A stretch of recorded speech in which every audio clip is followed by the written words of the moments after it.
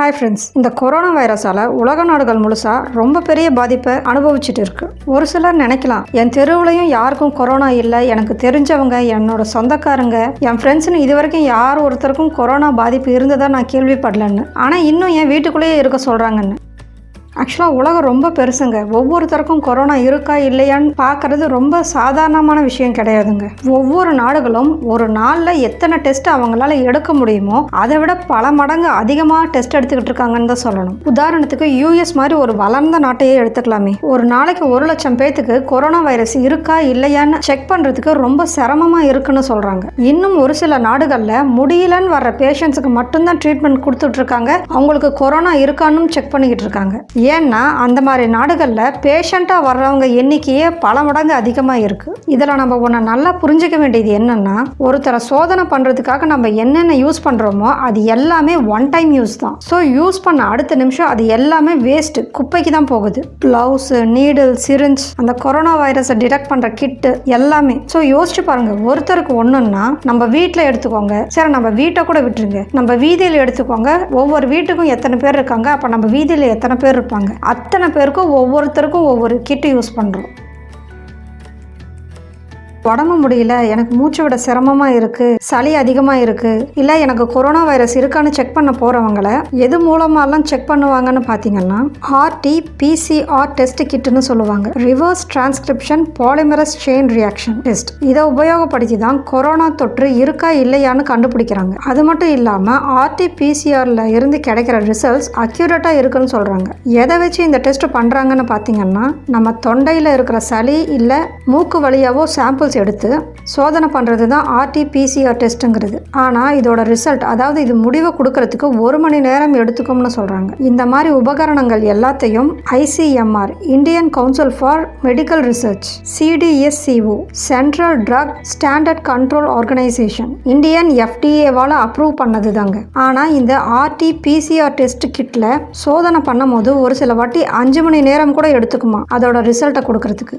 இதுதான் இதில் பெரிய ட்ராபேக்னு சொல்கிறாங்க. இந்த காரணமாக தான் serological ஆன்டிபாடி பிளட் டெஸ்ட் பண்ணி கண்டுபிடிக்கிறாங்க. இது 15 நிமிஷத்தில் நமக்கு ஆய்வுகள் முடிவை கொடுத்துடும்னு சொல்கிறாங்க. நம்ம ரத்தத்தை வச்சு பரிசோதிக்கிறது தான் இந்த ஆன்டிபாடி பிளட் டெஸ்ட்டுங்கிறது. ஆக்சுவலாக இந்த ஆன்டிபாடி டெஸ்ட்டில் வந்த ரிசல்ட்டை திரும்பவும் RT-PCR டெஸ்ட் பண்ணதுக்கப்புறம் தான் நமக்கு ரிசல்ட்டை சொல்கிறாங்க. ஆனால் serological ஆன்டிபாடி டெஸ்ட்டில் நெகட்டிவாக வந்தவங்களை தனிமைப்படுத்தி வச்சுருக்காங்க. அதுக்கு காரணம் என்னன்னு பார்த்தீங்கன்னா, ஒருத்தரை பிளட் டெஸ்ட் பண்ணி நெகட்டிவாக வந்தவங்களோடது கூட RT-PCRல செக் பண்ணும்போது அவங்களுக்கு ரிசல்ட் COVID-19ல பாசிட்டிவ்னு வர்றது தான் காரணம். ஆக்சுவலாக இதெல்லாம் யூஸ் பண்ணி நிறைய பேரை சோதனை பண்ண முடியாது.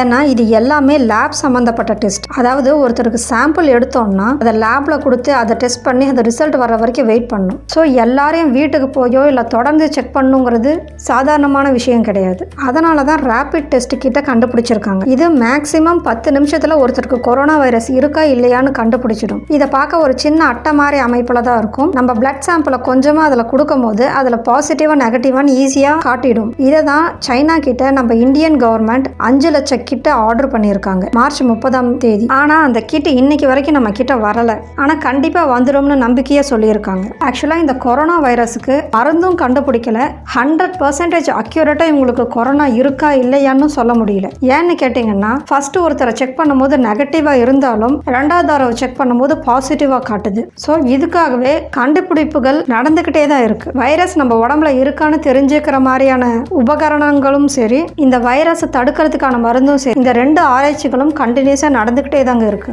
கொரோனாவால் அஃபெக்ட் ஆகி சரியானவங்க கூட ஒரு சில வாட்டி திரும்ப இருமல் இருக்கு, மூச்சு விட முடியலன்னு ஹாஸ்பிட்டல் வந்து அட்மிட் ஆகிறாங்கன்னு சொல்றாங்க.